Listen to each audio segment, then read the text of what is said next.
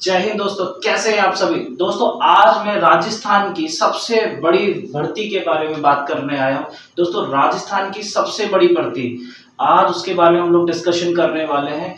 क्या है उस भर्ती की योग्यता, क्या है कितने हैं उसके पद, नोटिफिकेशन कब आएगा, कब परीक्षा होने वाली और क्या रहेगा एग्जाम पैटर्न, इन सारे चीजों के ऊपर आज हम लोग डिस्कशन करने वाले। दोस्तों सबसे पहले हम ये देख लेते हैं कि मैं किस परीक्षा की बात कर रहा हूँ। आज मैं RSM SSB LDC 2022 की बात कर रहा हूँ, है ना। RSM SSB जो LDC है वो अब की बार एक बम्पर भर्ती लेकर आने वाला है। और दोस्तों वो भर्ती जो है इसका कम से कम अपन बात करें कि कितने पद होने वाले हैं, जैसा कि आप लोगों ने थंबनेल में देख लिया होगा कि इसके अंदर लगभग 15,000 के आसपास आपके क्या होने वाले हैं, 15,000 यहाँ पे पद होने वाले हैं। 15,000 पद, अब की बार 15,000 पद होंगे इस बार। और क्या रहेगी योग्यता, क्या चाहिए बच्चा, क्या कितना एजुकेटेड हो, कितना उसने परीक्षा में कर, कितना वो उसने 12th कर रखा है या ग्रेजुएशन कर रखा है, क्या यहाँ पे, क्योंकि सस्पेंस यही बना हुआ है कि कुछ लोग कह रहे हैं कि इस बार जो क्वालिफिकेशन है वो 12th रहेगी, कुछ लोग बोल रहे हैं ग्रेजुएशन रहेगी।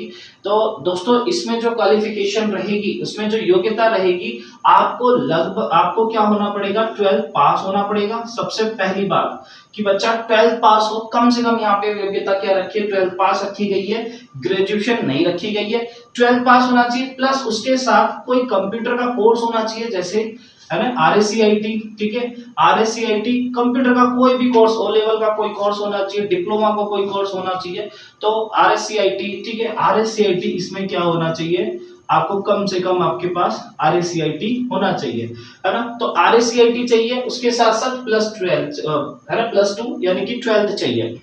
आगे बात कर लेते हैं कि नोटिफिकेशन कब तक आने वाला है। ये सबसे बड़ी प्रश्न चिन्ह है कि काफी समय से इसका वेट किया जा रहा है, क्योंकि अशोक गहलोत जी ने अपने बजट के दौरान इस भर्ती के बारे में बता तो दिया था कि भर्ती होने वाली है, लेकिन कब होने वाली है, कब तक ये भर्ती होने वाली है। तो दोस्तों अब आपकी इंतजार की जो घड़ी है वो खत्म होने वाली है। क्यों? क्योंकि ये जो नोटिफिकेशन है बहुत ही जल्द आपके सामने आने वाला है, बहुत ही जल्द इसका नोटिफिकेशन विज्ञप्ति जो है वो जारी हो जाएगी। लगभग ये मान के चल लीजिए कि जो सितंबर है उसके जो स्टार्टिंग के 2 वीक है उसके अंतर्गत आपके जो नोटिफिकेशन है, जो विज्ञप्ति है वो जारी हो जाएगी। आप ये मान के चल सकते हैं, यानी कि यहाँ से 1 से 15 सितंबर के बीच में, है ना, 1 से 15 सितंबर के बीच में यहाँ पे विज्ञप्ति जारी हो सकती है, होने के पूरे चांसेस है। अगर ये विज्ञप्ति 1 तारीख से 15 तारीख तक, यानी कि शुरू के 2 वीक में, सितंबर के शुरू के 2 वीक में अगर लागू हो जाती है या फिर आ जाती है, तो परीक्षा तिथि क्या रहने वाली है। दोस्तों परीक्षा तिथि, अगर ये जो नोटिफिकेशन है वो 15 सितंबर तक आ जाता है, जो कि जिसके आने के चांसेस बहुत ज्यादा है, ठीक है, तो परीक्षा जो तिथि है वो आपकी इस हिसाब से लगभग जनवरी से फेब के बीच में होने वाली है। जनवरी से फरवरी के बीच में क्या हो सकती है, एग्जाम आपके हो सकते हैं। तो दोस्तों ज्यादा समय ज्यादा है नहीं हमारे पास, लगभग हमारे पास, है ना, 5 महीने के आसपास जो समय है। और इतना किसी भी एग्जाम को क्लियर करने के लिए कम से कम इतना समय तो होना ही चाहिए, 5 से 6 महीने तो कम से कम दोस्तों आपके पास होने ही चाहिए। कोई कहता है कि 2 महीने में किसी भर्ती, अगर 2 महीने में कोई किसी पेपर को निकालना पॉसिबल है, वो थोड़ा मुश्किल हो जाता है, क्योंकि आपको कम से कम किसी भी एग्जाम को निकालने के लिए 5 से 6 महीने तो चाहिए ही चाहिए, क्योंकि इसका सिलेबस भी आपको कंप्लीट करना होता है, उसके बाद रिवीजन करना होता है, पेपर सेट लगाने होते हैं, तो बहुत सारा काम होता है, सिलेक्शन ऐसे ही नहीं मिलता। आगे बात कर लेते हैं एग्जाम पैटर्न की। तो एग्जाम पैटर्न क्या होने वाला है, तो दोस्तों एग्जाम पैटर्न पिछली बार जैसा ही होने वाला है। ये जो एग्जाम पैटर्न है ये 2 फेज में होने वाला है। एग्जाम पैटर्न 2 फेज में होने वाला है। फेज फर्स्ट के अंदर तो पेपर होगा, और फेज सेकंड के अंदर आपके टाइपिंग का टेस्ट होने वाला है ना। तो जो पेपर फर्स्ट होगा, हम सबसे पहले फेज फर्स्ट की बात कर लेते हैं कि जो फेज फर्स्ट है उसमें क्या होने वाला है। तो फेज फर्स्ट के अंदर देखिए, इसका जो फेज फर्स्ट है उस फर्स्ट फेज के अंदर आपके 2 पेपर होंगे। कितने पेपर होंगे? 2 पेपर होने वाले हैं, ठीक है। तो देखिए 2 पेपर किस तरीके से होंगे, आप यहाँ पे देखिएगा। तो 2 पेपर किस तरीके से होने वाले हैं, यहाँ पर ज्यादा क्लियरली बता पाएंगे। तो जैसे दो पेपर होने वाले, एक तो पेपर नंबर फर्स्ट, जो पेपर नंबर फर्स्ट होगा उसके अंदर आती है आपकी मैथ्स, उसके अंदर आती है आपकी साइंस, है ना, और उसके अंदर आती है आपकी राजस्थान जीके।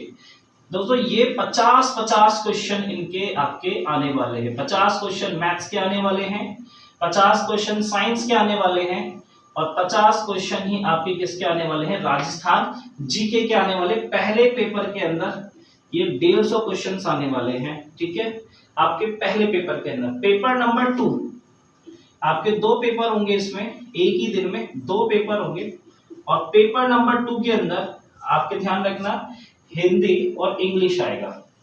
इसमें हिंदी आएगी और इंग्लिश आएगी, है ना, हिंदी और इंग्लिश। और हिंदी के 75 क्वेश्चंस आएंगे, हिंदी के 75 क्वेश्चंस आएंगे, और इंग्लिश के भी कितने आएंगे यहाँ पे 75 क्वेश्चंस आएंगे। तो दोस्तों इस तरीके से ये आपका पेपर का पैटर्न होगा। पेपर फर्स्ट के अंतर्गत मैथ, साइंस और राजस्थान जीके, पेपर सेकंड के अंतर्गत आपको हिंदी और इंग्लिश देखने को मिलेगी, जिसमें क्वेश्चन की संख्या पेपर हिंदी और इंग्लिश में तो क्वेश्चनों की संख्या 75 यानी कि टोटल 150 क्वेश्चन होंगे, और यहाँ पे मैथ, साइंस और राजस्थान जीके मिला के 150 क्वेश्चन होंगे, जो कि 50-50 क्वेश्चन सबके होंगे। तो चलिए ये तो हो गया आपका फेज फर्स्ट पेपर होंगे, जिसके अंदर फेज सेकंड जो रहेगा वो दोस्तों आपका टाइपिंग रहेगा, और टाइपिंग के अंतर्गत आपके एफिशिएंसी और स्पीड दोनों को लेके, हिंदी की एफिशिएंसी और टाइपिंग, और इंग्लिश की टाइपिंग और उसकी स्पीड और एफिशिएंसी दोनों की, है ना। तो इस तरीके से इसका क्या रहेगा, फेज रहेगा।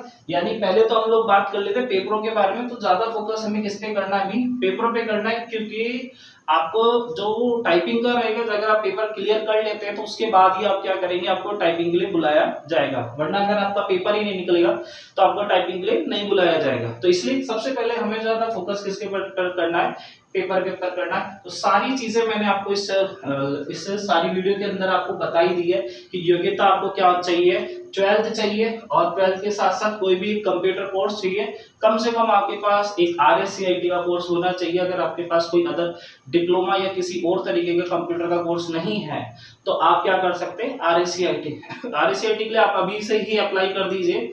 हालांकि थोड़ा लेट ही हो गया, लेकिन फिर भी आप नोटिफिकेशन जब तक निकलेगा, अगर सितंबर में नोटिफिकेशन आता है तो अक्टूबर में जाके आपका फॉर्म सबमिट कराया जाएगा। आपको फॉर्म भरने के लिए कम से कम 1 महीना तो दिया ही जाएगा, तो ध्यान रखिएगा। तो अभी से अगर जिसने RSCIT का फॉर्म नहीं भरा है तो RSCIT का फॉर्म भर दीजिए, क्योंकि कम से कम उसको भी आने में 2 से 3 महीने लग जाएंगे। तो आप कम से कम ये दिखा सकते हैं, अपेयरिंग में दिखा सकते हैं, अगर जो नोटिफिकेशन होगा उसी अकॉर्डिंग, है ना। तो RSCIT आपकी योग्यता 12th प्लस RSCIT। नेक्स्ट पद कितने हैं, पद बम्पर है इस बार, पद जो है वो बम्पर है। इससे पहले जो वैकेंसी आई थी वो 2018 में आई थी, और उस दौरान भी इतनी वैकेंसी नहीं थी, लगभग 10,000 के आसपास उस टाइम वैकेंसी थी, और इस बार जो वैकेंसी है वो 15,000 है। तो दोस्तों इस बार ये गोल्डन चांस है, इसे जाने नहीं देना है, और बहुत अच्छे तरीके से पढ़ाई अपन को करनी है। नेक्स्ट हम बात कर लेते हैं कि भैया हमने ये तो बता ही दिया है कि जो नोटिफिकेशन है, जो विज्ञप्ति है, वो कब तक आ सकती है, लगभग आपके 15 सितंबर तक आ जानी चाहिए। और पेपर का पैटर्न मैंने आपको बता ही दिया है कि पैटर्न जो है पेपर का, उसके अंदर मैथ्स, साइंस और राजस्थान जीके, हिंदी और इंग्लिश आने वाली है। ठीक है दोस्तों, अभी के लिए आप सभी का धन्यवाद। ये वीडियो आपको कंप्लीट RSM SSB LDC की इंफॉर्मेशन देती है। फिर भी अगर आपके सामने कोई क्वेश्चन है, किसी प्रकार का कोई प्रश्न है, तो आप मुझे कमेंट करके पूछ सकते हैं, मैं आपका जवाब उसी कमेंट में दे दूंगा। धन्यवाद।